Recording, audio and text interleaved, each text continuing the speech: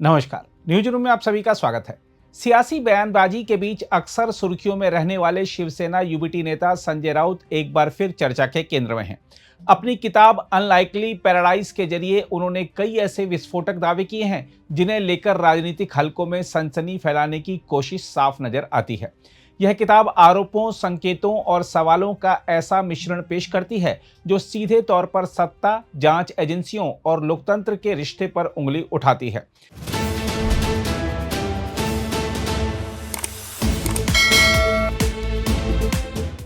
हम आपको बता दें कि संजय राउत का सबसे बड़ा दावा यह है कि पूर्व उपराष्ट्रपति जगदीप धनखड़ ने 2025 में दबाव के चलते पद छोड़ा था।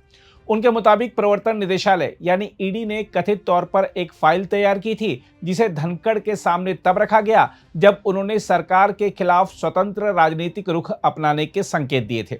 हालांकि इन दावों की आधिकारिक पुष्टि नहीं हुई है, लेकिन इस तरह के आरोप सियासत में एजेंसियों की भूमिका पर गंभीर सवाल जरूर खड़े करते हैं।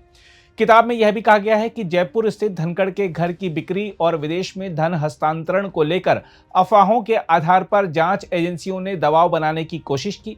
यह दावा अपने आप में कई परतें खोलता है, लेकिन इसके पीछे के तथ्यों को लेकर स्पष्टता अब तक सामने नहीं आई है। यही नहीं, पूर्व चुनाव आयुक्त अशोक लवासा को लेकर भी किताब में गंभीर आरोप लगाए गए हैं। संजय राउत का कहना है कि जब लवासा ने आचार संहिता उल्लंघन के मामलों में असहमति जताई तो उनके खिलाफ जांच और दबाव की कार्रवाई शुरू हुई।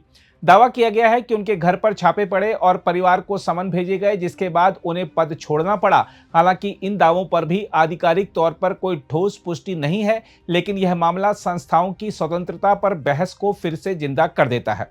किताब में अतीत के कुछ राजनीतिक प्रसंगों का भी जिक्र है। संजय राउत के अनुसार गुजरात दंगों के बाद उस समय के मुख्यमंत्री नरेंद्र मोदी को जेल भेजने की चर्चा के दौरान शरद पवार ने इसका विरोध किया था। उनका तर्क था कि लोकतांत्रिक रूप से चुने गए मुख्यमंत्री को राजनीतिक मतभेद के कारण जेल भेजना उचित नहीं है। यह दावा भी अपने आप में राजनीतिक नैतिकता और फैसलों की दिशा को लेकर सवाल उठाता है। यही नहीं, अमित शाह से जुड़ा एक दावा भी किताब में सामने आया है। इसमें कहा गया है कि उन्हें जमानत दिलाने में शरद पवार और बाल ठाकरे की भूमिका रही थी, जबकि जांच एजेंसी इसका विरोध कर रही थी। इसके अलावा यह भी आरोप लगाया गया है कि अमित शाह ने खुद बाल ठाकरे से मदद मांगी थी और एक हस्तक्षेप ने उनके राजनीतिक भविष्य को बदल दिया। इन दावों की भी स्वतंत्र पुष्टि नहीं हुई है, लेकिन यह सियासत के अंदरूनी समीकरणों की झलक जरूर दिखाते हैं। देखा जाए तो इन सभी दावों का राजनीतिक महत्व काफी गहरा है। अगर किसी भी स्तर पर जांच एजेंसियों के राजनीतिक इस्तेमाल की बात सही साबित होती है तो यह न केवल लोकतांत्रिक ढांचे बल्कि शासन प्रणाली की विश्वसनीयता पर भी असर डाल सकता है। इससे संस्थाओं की निष्पक्षता पर सवाल उठते हैं और राजनीतिक संतुलन बिगड़ सकता है। उधर संजय राउत ने अपनी पुस्तक के बारे में बताया है कि यह जेल में बंद रहने के दौरान के उनके अनुभवों पर आधारित है और इसके अंग्रेजी संस्करण में पूर्व उपराष्ट्रपति जगदीप धनखड़ द्वारा अचानक इस्तीफा देने के घटनाक्रम पर आधारित एक अध्याय भी शामिल है। हम आपको याद दिला दें कि धनखड़ ने जुलाई 2025 में स्वास्थ्य कारणों का हवाला देते हुए उपराष्ट्रपति पद से इस्तीफा दे दिया था। उनके इस कदम से पूरा देश हतप्रभ रह गया था।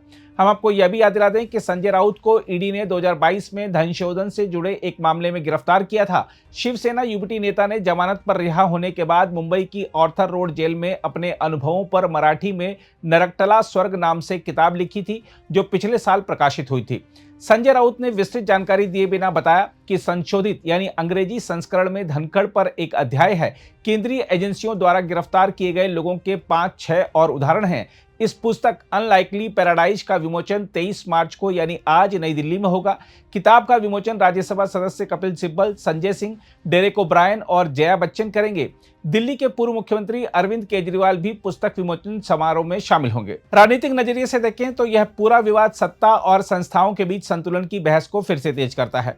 जब आरोप इस स्तर के हों कि संवैधानिक पदों पर बैठे लोगों को भी दबाव का सामना करना पड़ा, तो यह संकेत देता है कि सत्ता के केंद्रीकरण को लेकर चिंताएं बढ़ रही हैं। बहरहाल, संजय राउत की किताब ने एक बार फिर राजनीतिक तापमान बढ़ा दिया है। अब नजर इस बात पर है कि इन दावों पर क्या प्रतिक्रिया आती है और क्या कोई ठोस सबूत भी सामने आता है, या यह मामला भी सियासी बयानबाजी तक ही सीमित रह जाता है। आइए देखते हैं अपनी पुस्तक के बारे में क्या कह रहे हैं संजय राउत।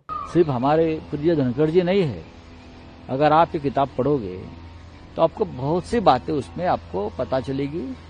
ये देश कैसा चल रहा है, एजेंसी, इन्वेस्टिगेटिव एजेंसी के माध्यम से कैसे अपोजिशन को धमकाया जा रहा था और आज भी धमकाया जा रहा है।